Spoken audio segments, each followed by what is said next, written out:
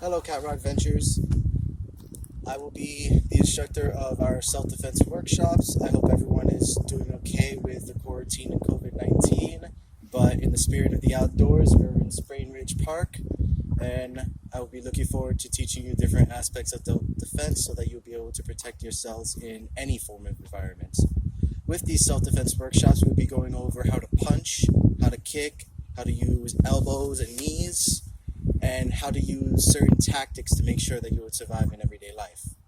For this first self-defense workshop, we'll be going over jabs, crosses, hooks, where to hit with those strikes, and last and most importantly, how to block with those strikes.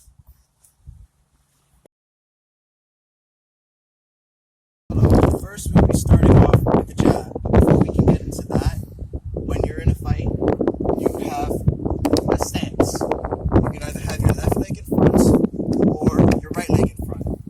With jabs, the lead hand that follows your lead leg is the one that throws the jab. So if you have your right leg in front, this hand extends for a jab like this. You turn it and extend with a jab like this. If you have your left leg in front, your left hand will be the one executing the jab.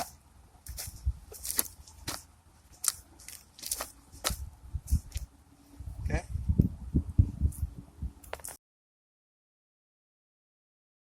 We will be executing jabs and where to strike with the jabs. So once you get into your fighting stance, for this situation I'll be using a left lead fighting stance, so my left hand will be the one executing the jab. There are several different good places that you can execute the jab. One would be at the nose. That is so that their vision is blurred because your hand's in the way, and as soon as you strike the nose, their eyes will start tearing up, most likely. And a jab is not meant to be a power strike.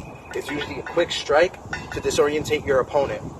Another well-executed jab is if their guard is lower in that type of fighting stance where they start with their hand like that, you can strike the shoulder to disable their arm to prevent them from striking you for a little bit with that arm.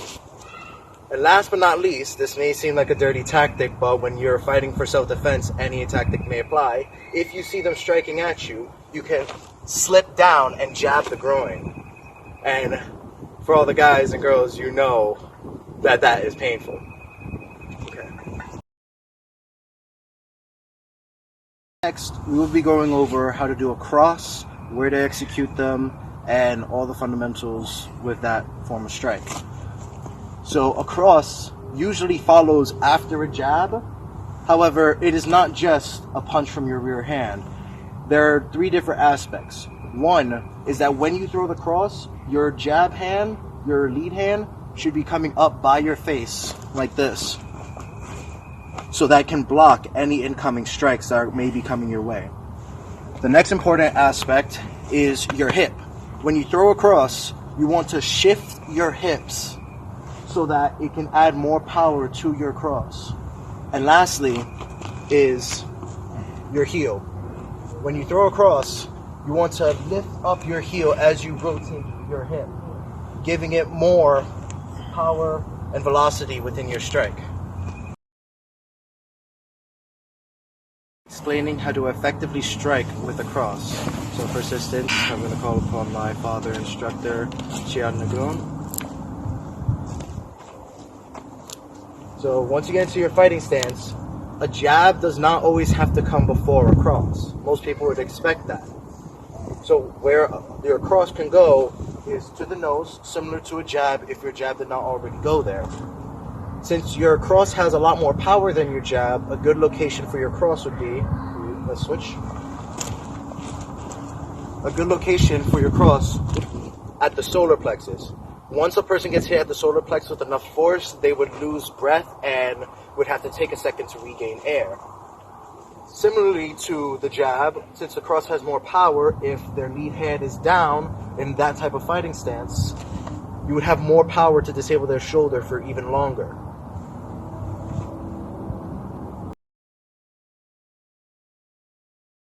Now that we've covered how to strike and where to strike with jabs and crosses, we'll be going into the fundamentals of blocking against jabs and crosses. But before we can go into blocking with our hands, You need to understand that there are several different aspects to a block rather than extending your arm to block the incoming strike, such as your footwork, because footwork is key when determining your balance when blocking a strike. Without the proper footwork, you could lose your balance even if you block the strike successfully and fall on the ground, which would give your attacker an advantage on you that you do not want to happen. Then it's where to block on certain strikes, because if you extend your arm just plainly for a block and you missed your angle and missed your timing, the strike can still go through. Before we can get into that, I want to explain something called the natural posture. Most times in a situation when you get attacked by a random person, you would not be ready for it. You probably wouldn't even be expecting it. And in those types of situations, you would be more in a natural posture, kind of like this.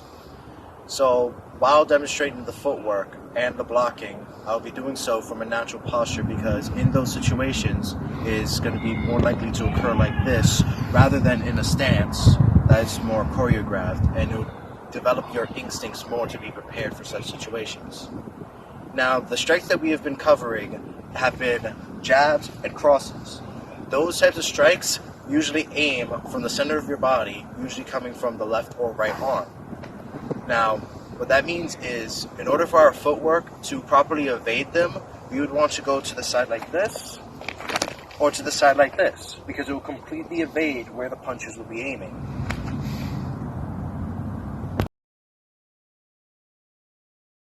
Before going to the footwork, I want to explain where to block on the jabs and crosses. So, when a jab or cross comes at you, it's at a straight line. With this attacker, it's on the left side of their body using a left-hand jab, coming towards the middle of my body. In that scenario, because of the fact that it's on the left side, it is easier to keep it going towards their right side, because from their left side going towards the middle, the best way to redirect an opponent's attack would be to continue going in that direction. So you would want to parry it from around here and push it away more in that direction. Same thing with the other one, with the cross, like this. Because with this arm extended like this, it is harder to push away like that than it is to deflect like that off of a parry. Now, to add the footwork, it would look like this. You would step to the side and parry with your right hand, then you would pick up this other hand to deflect.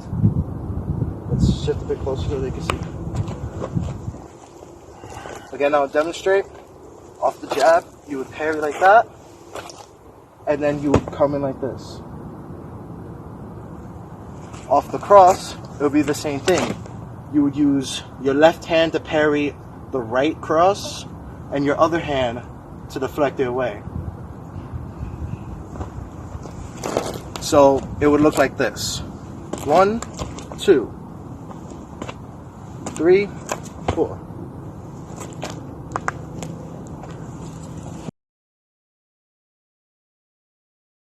I would like to thank you all for tuning in to CatRock Self-Defense, and a special shout out to my instructor and my father, Shia Neglon.